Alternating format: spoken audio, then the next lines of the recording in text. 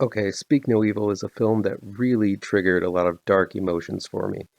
When I see people being taken advantage of, or if I feel taken advantage of myself, I have a very strong reaction to that. It pisses me off. I can't help it. And that's what Speak No Evil is all about. I literally had a physical reaction to the horrors experienced in this movie. Still, if a movie can affect me that much, there has to be something to it. So join me for my own personal therapy session in review form as I look at Speak No Evil.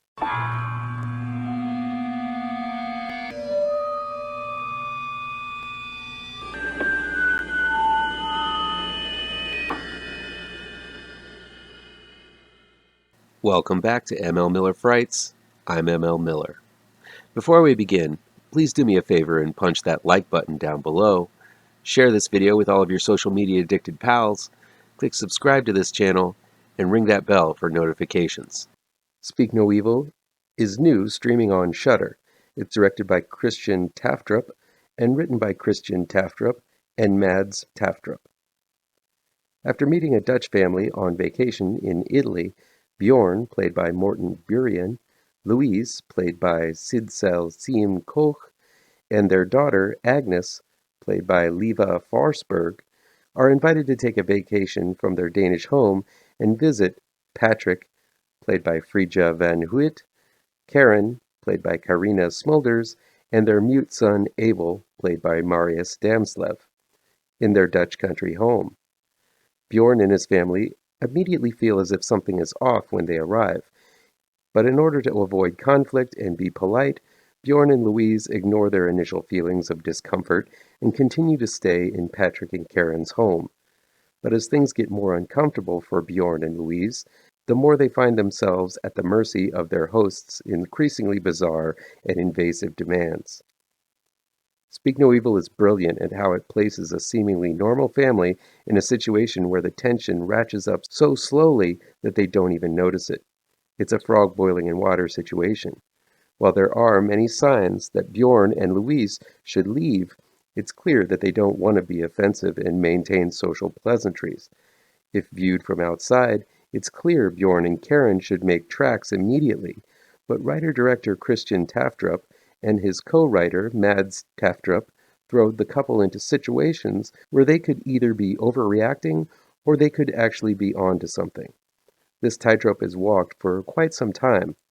Are Patrick and Karen just eccentric, or are they consciously testing Bjorn and Louise to see how uncomfortable they can get before they break?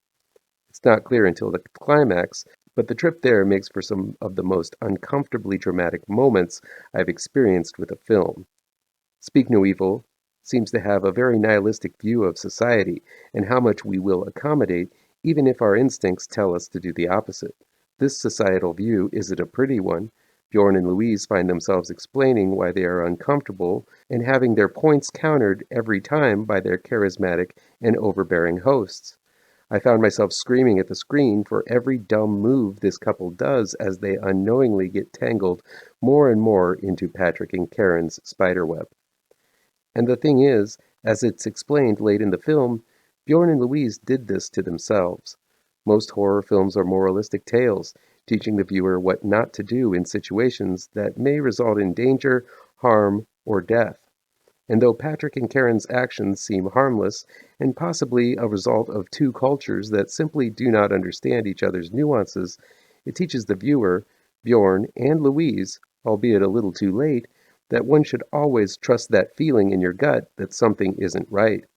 Those natural instincts are worth listening to, and tamping them down and ignoring those feelings could mean life or death. By the end of this film, I was livid, not at Patrick and Karen for doing the horrible things that they do, but at Bjorn and Louise for letting them do it. I hated Morten Burien's Bjorn at how weak he turned out to be. I loathed Sidsel Siem Koch's Louise for not fighting harder for her family. And if a movie can cause these strong emotions in me, it's got to be pretty good.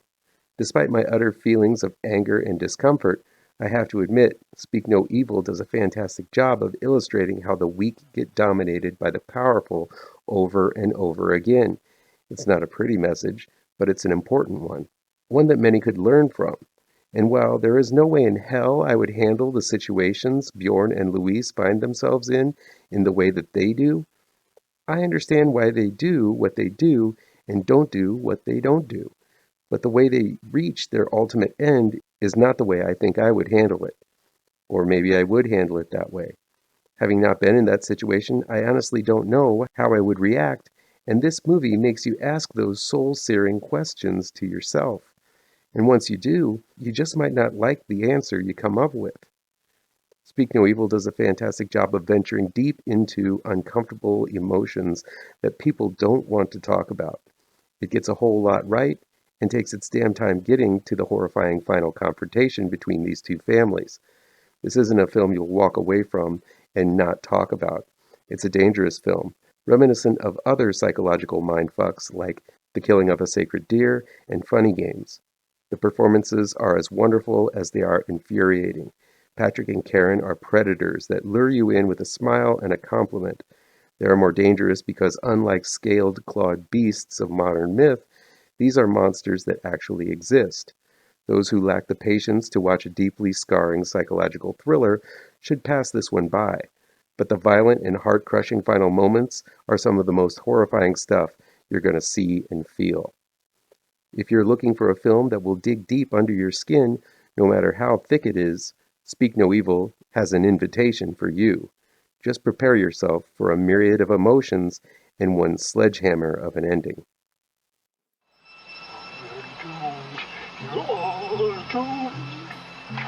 You're doomed to live the life you're meant to be, stuck inside your reality. You're doomed. Oh, you're doomed. You're doomed. You're doomed. Live the life that you are meant to be. Live inside